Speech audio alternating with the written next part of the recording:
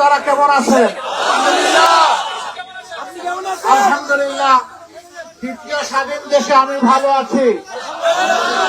আপনারা এখন কোন দেশে আছেন? আপনারাও স্বাধীন দেশে আছেন। এই স্বাধীনতা এমনি এমনি আসেনি।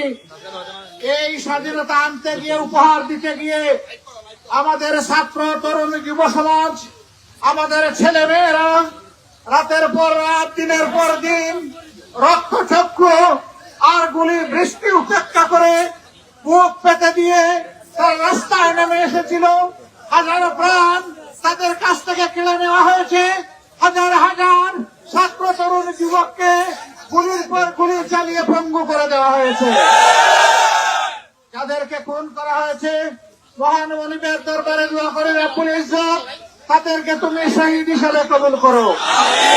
তাদের আপনজনকে তুমি সবরে জামিল আতা করো।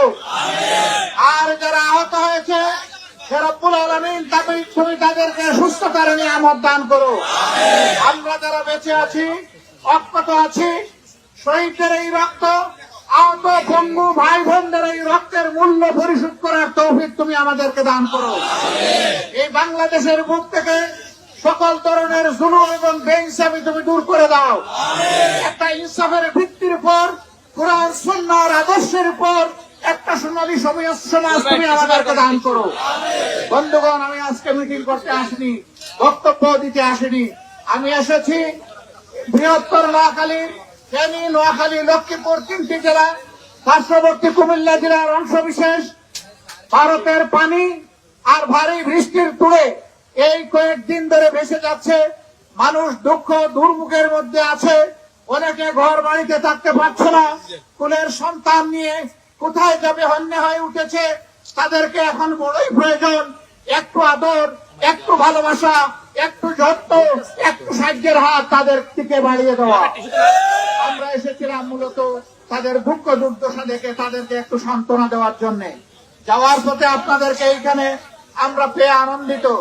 আমি আরেকবার আপনাদের প্রতি আহ্বান জানাতে চাই, আসুন আমাদের প্রিয় বাংলাদেশকে হাতে হাত মিলিয়ে জাতি ধর্ম বর্ণের ঊর্ধ্বে উঠে আমরা একটি সম্প্রীতির বাংলাদেশ গঠন করব ইনশাআল্লাহ। এখানে আর দুর্বলের উপর জালিমের অত্যাচার চলতে দেওয়া হবে না। এখানে আর দুর্নীতিবাদদেরকে সমাজের সাধারণ মানুষের সম্পদ লুণ্ঠন করতে দেওয়া হবে না। এখানে কোর্ট কাছারি আদালতকে দলীয় কার্যালয়ে পরিণত করতে দেওয়া হবে না। সংগ্রামী নোয়াখালীবাসী, আপনাদের মাধ্যমে আমি এই এলাকার সমস্ত জনগণকে, আমার ভাই বোনকে সালাম জানিয়ে, আপনাদের সকলের প্রতি শুভেচ্ছা জানিয়ে, মহান আল্লাহর দরবারে দোয়া করে, হে রব্বুল আলামিন তুমি তোমার আসমানকে থামাও আর তোমার জমিনকে এই এলাকার মানুষের জন্য তুমি কল্যাণকর করে দাও।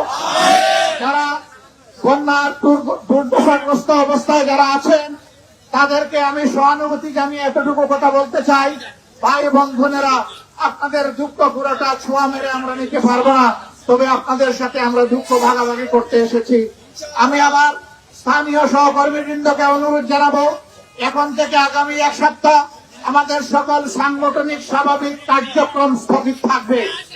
এখন আমাদের একমাত্র কাজ হবে দুর্দশাগ্রস্ত মানুষের কাছে যতটুকু পারা যায় সাহায্য সহযোগিতা তাদের মুখে তুলে দেওয়া, হাতে তুলে দেওয়া। আপনাদের সকলের প্রতি আহ্বান জানিয়ে, গোটা দেশবাসীর প্রতি আহ্বান জানিয়ে, পাশাপাশি সরকার এবং বিত্তবানদের প্রতি ঘটিত মানুষের পাশে দাঁড়ানোর আহ্বান জানিয়ে আমার বক্তব্য এখানে শেষ করছি। আল্লাহ হাফেজ। বাংলাদেশ জিন্দাবাদ। বাংলাদেশ জামাতে ইসলামী জিন্দাবাদ। আসসালামু আলাইকুম ওয়া রাহমাতুল্লাহি ওয়া বারাকাতুহু।